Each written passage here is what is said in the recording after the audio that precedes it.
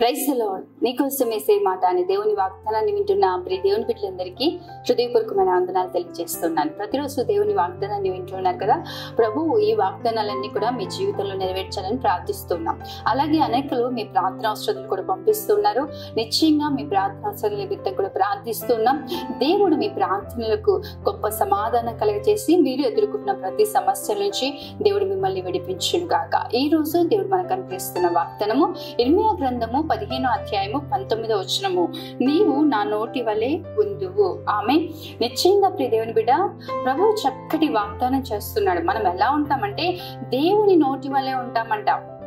అయితే అక్కడ ఒక మంచి మాట రాయబడి ఉంటది. ఏంటంటే, నా సన్నిధికి నేను నిన్ను తిరిగి రప్పిస్తాను, ఏవి నీచములో ఏవి ఘనములో నువ్వు గుర్తుపట్టిన ఎడల నువ్వు నా నోటి వల్ల ఉంటావు. ఈ రోజు నిశ్చయంగా ప్రియ దేవుని బిడ్డ, ఏవి నీచమైనదో ఏది ఘనమైనదో నువ్వు గుర్తించగలగాలి. ఏది దేవునికి ఇష్టమైందో ఏది దేవునికి ఆయాసకరమైందో నువ్వు గుర్తించగలిగినట్లయితే ప్రభువు నీ జీవితంలో ఎటువంటి అద్భుతాలు జరిగిస్తాడంటే దేవుని నోటి వల్లే నువ్వు మార్చబడతావంట.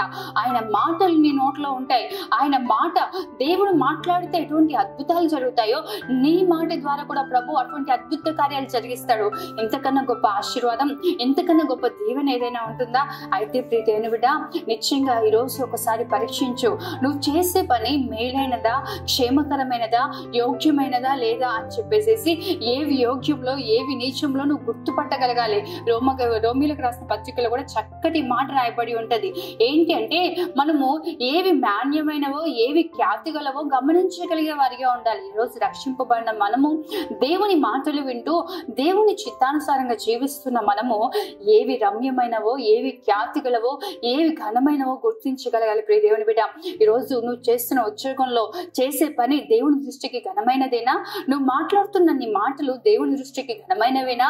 నువ్వు నడిపింపబడుతున్న నీ నడవడిక దేవుని దృష్టికి ఘనమైనదేనా? ఒక్కసారి నిన్ను నువ్వు పరీక్షించుకో.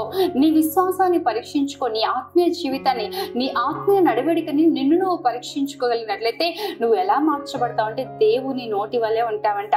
నిశ్చయంగా అప్పుడు నువ్వు ఎక్కడ మాట్లాడినా అద్భుతం జరుగుతుంది. నువ్వు ఎక్కడ మాట్లాడినా దేవుని కృపను అనుభవించగలుగుతావు. నువ్వు ఎక్కడ మాట్లాడినా అద్భుత కార్యాలు, సూచక క్రియలు నువ్వు చూడగలుగుతావు.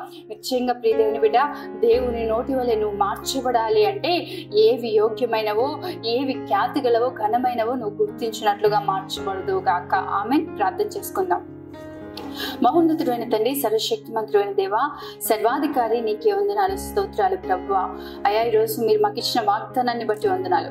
ఏవి యోగ్యములో ఏవి అయా నిశ్చయమైనవో కనిపెట్టిన ఎడలా నువ్వు నా నోటి వల్లే ఉంటానన్నావు ప్రభువా. నిశ్చయంగా నీ బిడ్డలు ఎంతమంది అయితే మాటలు విన్నారు ప్రభువా, అయా అట్టి జ్ఞానము, అట్టి కృప, అట్టి వివేకము కలిగిన ఆత్మ బిడ్డలకు మీరు అనుగ్రహించండి. నీ కృప చేత నడిపించండి.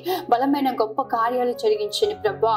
అయా, నిశ్చయంగా వారి నోట నీ మాటలు ఉంచి ప్రభా, నీ చేతి నీడలో వారిని కప్పమని ప్రార్థిస్తున్నాం తండ్రి. ఈ రోజంతా బిడ్డలకు తోడుగా ఉండండి. మీ సన్నిధిని తోడుగా నుండి చేయండి. వారిని, వారి కుటుంబాన్ని వర్ధిల్లింపచేసి మేలైన గొప్ప కార్యాలు వారి జీవితాల్లో జరిగించమని యేసు నామములో అడుగుతున్నాను తండ్రి. ఆమేన్. దేవుడు మిమ్మల్ని, మీ కుటుంబాన్ని ఆశీర్వదించును గాక. ఈ రోజంతా దేవుని సన్నిధి మీకు తోడుగా ఉంటును గాక. ఆమేన్. God bless you.